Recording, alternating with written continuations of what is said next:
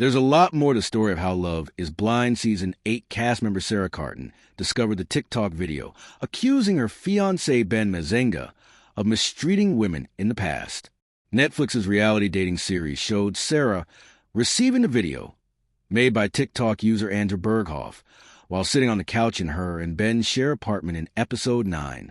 While the video never named Ben, there was enough information that clearly identified him as the subject, and Ben confirmed it was about him.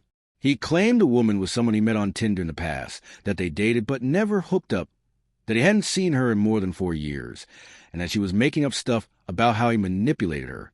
He said that the woman was overreacting about being ghosted, but he also said he didn't remember exactly what happened with her, which didn't sit right with Sara.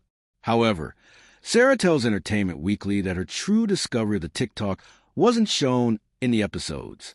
What happened was, we were at a brewery with his friends, and so I left to give them time to talk with one another. She says, I was outside with my assistant producer, and I was on my phone. I was scrolling, and then I received that TikTok and Love is Blind Girls group chat. They're like, oh my gosh, this is about Ben. Sara watched the video immediately and was surprised to see hundreds of comments in the short time since it had been posted. She never says a name in the TikTok, but in the comments, everyone was saying it was him. Sara says, so I was just very confused of how do these people just assume this is Ben? And then also, how do this many people know Ben? It was very confusing. I was trying to weigh everything.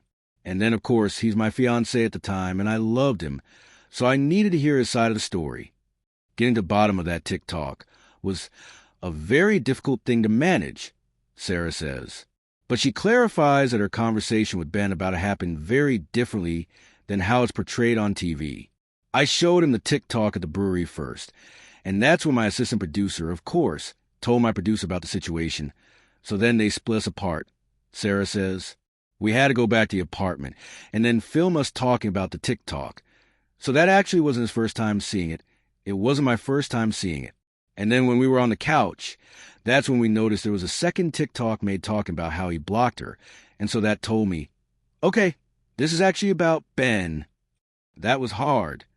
Listening to Ben vaguely explain his side of the story only made things worse for Sara, because she wasn't getting the clear answer she was searching for.